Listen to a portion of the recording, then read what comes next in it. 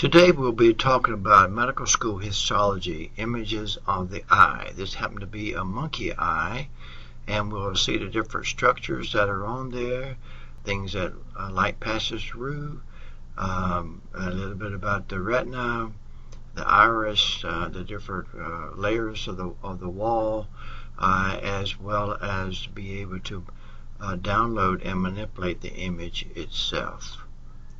Enjoy. Medical school histology, images of the eye. This happened to be a monkey eye. Hi, I'm Larry Johnson. I'm a professor at Texas A&M University. Please consider subscribing to the VIBS Histology YouTube site if this information is useful. You'll be able to observe this specimen here, and I would just want to point out a couple artifacts. This right in through there should not be there. It's part of the lens that got sucked out, and also the retina should be against the wall through there. But you'll be able to manipulate, observe, and interact with this one. And you can find this URL at the PowerPoint slides in the YouTube VIBS Histology. Now the eye is composed of different chambers. You've got an anterior chamber between the lens and the cornea. You have a posterior chamber between the vitreous body and the iris, right in through there. And we have the cornea, the sclera. Those two make up the wall of the eye, the structural component of the wall. There's a vascular component as well, as we'll see in the iris, as well as the ciliary processes that we have there. We see a little bit of retina there where it's got pulled apart. If you look at the bottom part of the eye, you might see where the optic nerve comes in there, and right on the inside would be the retina. And here we see the choroid, which is the rich vascular supply. We see the lumen of blood vessels in through there, and then the sclera is the white of the eye, the structural components of the eye. In fact, there are three layers of the eye. The structural component is the cornea and sclera. And then you have a vascular component that provides nutrients, and that is the choroid that we see there, often black inside, and the ciliary processes and the iris. These are the vascular layer. And then on the inside, you have the retinal layer, which is what does the photoreception, and you come in from the optic nerve, and then the retina continues on. It actually continues on as non-photosynthesis at this point in time.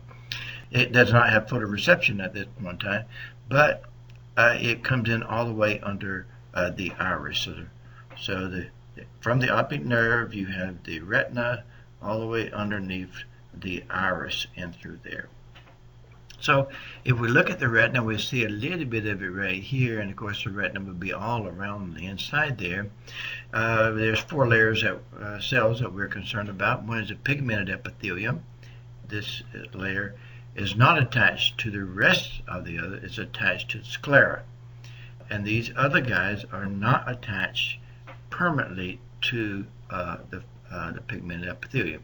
Next one is the photoreceptors. We see the rods and the cones, ice cream cone-like shape, bipolar cells, and the ganglion cells. The ganglion cells take the message through the optic nerve back to the brain. If we were to look at these in the specimen that we see, here's the optic nerve coming in through there. You can see the retina through there, the choroid, and the sclera is what we're seeing there. This is the choroid with rich vascular supply and also pigmentation that's in there. But this is the pigmented epithelium. You can see it's pigmented there, kind of brown pigments in through there. And then these are the photoreceptors. These are nuclei here and here of the photoreceptors, the rods and the cones. You can see the cones here. And then these are the nuclei, the bipolar cells that take the message from the photoreceptor cells to the ganglion cells. And here we see the ganglion cells and their support cells that take the information to the brain. So the pigmented epithelial cells has different functions. One is it produces pigment, so it can prevent the backscatter of light. Also it phagocytizes the growing tips of rods. Here's a rod here. There's a rod here. You can see it's plates in through there, which has the pigment inside there, that photoreceptive pigment.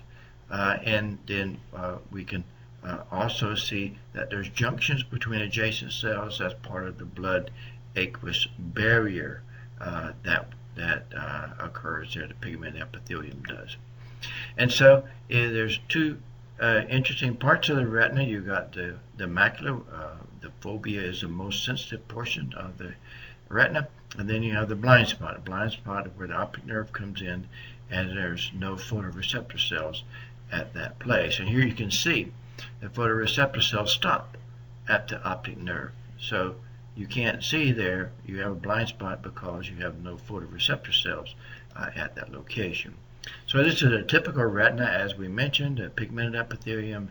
The photoreceptor cells are bipolar cells, or ganglion cells. However, the macular region, the upper layers pull back. You still have ganglion cells, but they pull back so you have more direct light contact with the photoreceptor cells. You still have to go through all these cells. Also, it had to come through the lens, and it had to come through the cornea, the light that is. It went through the anterior chamber, it went through the vitreous body, and then finally it has photoreception in this area. And so here's the iris in through there, and here we see the ciliary body. The ciliary body is you got the ciliary muscle and its ciliary processes that project on. This is the source of the liquid that is in the eye that goes in through there. Also note we have these zonules. So these zonules attach to the capsule of the lens, and the contraction of this muscle loosens the pull of the zonules, and the lens takes a more spherical shape.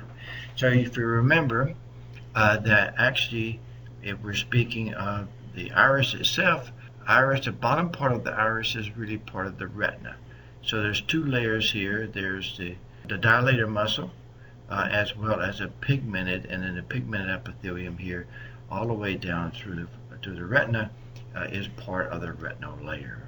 And so, if we look at the iris, we can see here's the iris here. You can see the pigmental layer.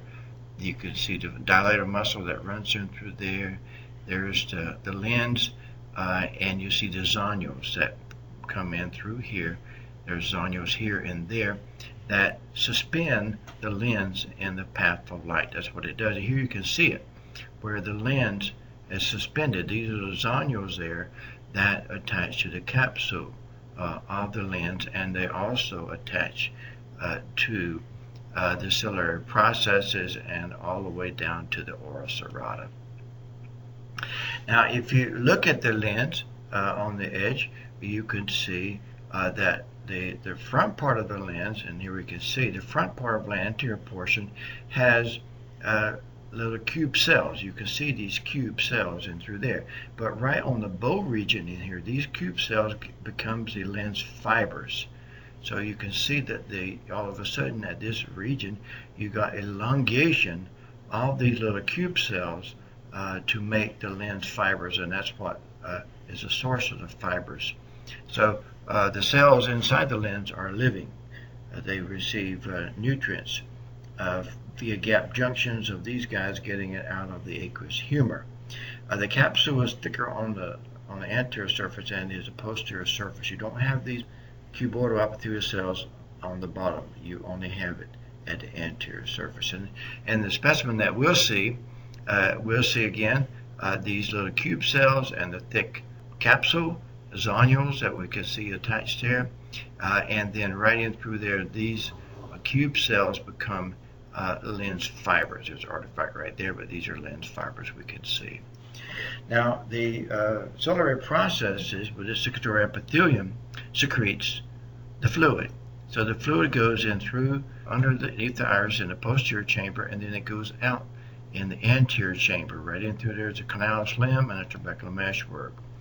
And so we can see there, here's a trabecular meshwork right here, and the function of a trabecular meshwork is to resist the outflow. If there was no resistance, there would be no pressure in the eye. So as the ciliary processes, secretory epithelium on the surface produce the fluid, it has to be reabsorbed, and it's reabsorbed slowly and help to maintain the integrity of the eye, because there's no bone in the eye, especially mammalian eye, and so therefore you need the pressure inside there to keep the bloom expanded. And so if we look at ciliary processes are right in through here, secretory epithelium goes around the iris, through the trabecular meshwork, and ultimately into the canal of Slim. So the outflow is site of production here, site of outflow is the trabecular meshwork and canal of Slim.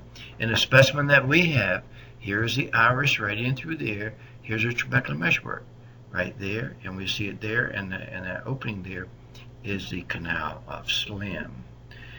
So in the specimen that we can look at, we'll get a chance to look at this specimen. As I mentioned to you, there's a couple artifacts that we want to avoid, but nevertheless, the specimen is going to be good to see.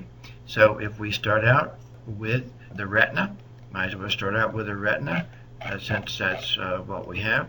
So here's the optic nerve coming in through there, and you see there's no photoreceptor cells over the optic nerve, and we can look at the different cells. This is the sclera, the choroid. You can see the rich vascular supply. You can see here the pigmented epithelium. You see the pigmented epithelium, the cones and the rods. The rods here, cones here, bipolar cells, ganglion cells, and then this would be the vitreous humor that's up through there. But you can see it's got pulled apart because the retina is not firmly attached to the wall. It can detach because it is not firmly attached. And remember, one of the functions of the pigmented epithelial cells was to phagocytize the rods that continues to grow, and that's one of the functions that they have.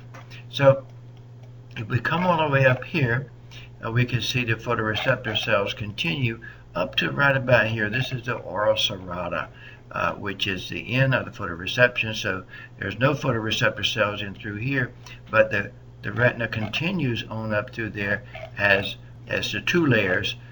You got pigmented epithelium continues. The pigmented layer continues all the way of the retina, all the way under the ciliary processes, as you can see, and then all of a sudden the pigmented layer becomes the myoepithelial layer, and the what was the photoreceptor cells or the secretory epithelium all of a sudden becomes a pigmented layer of the iris.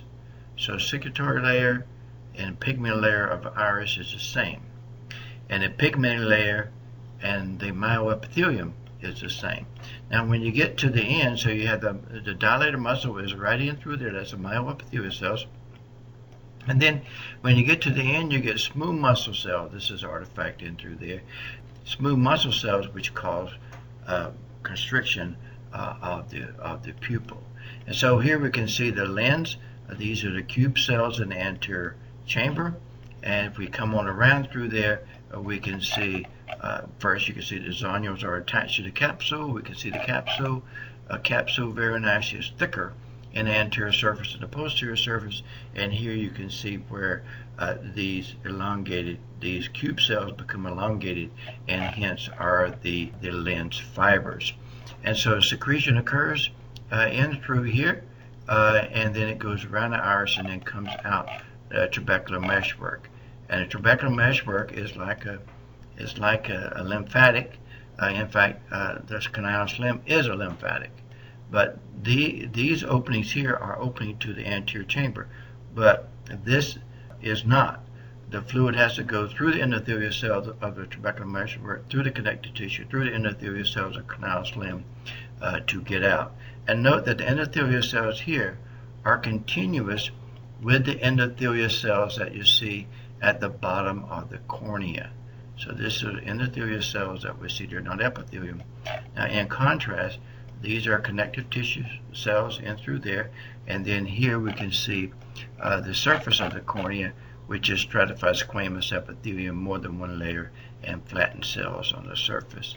And here we pick up some cells of the conjunctiva, which are on the inside, covering the white of the eye and maybe inside of the eyelid.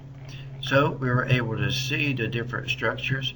As I mentioned to you, the lens should be like this, and these are some of the lens fibers that got sucked out of them during the preparation. We can see the ciliary muscle in through there.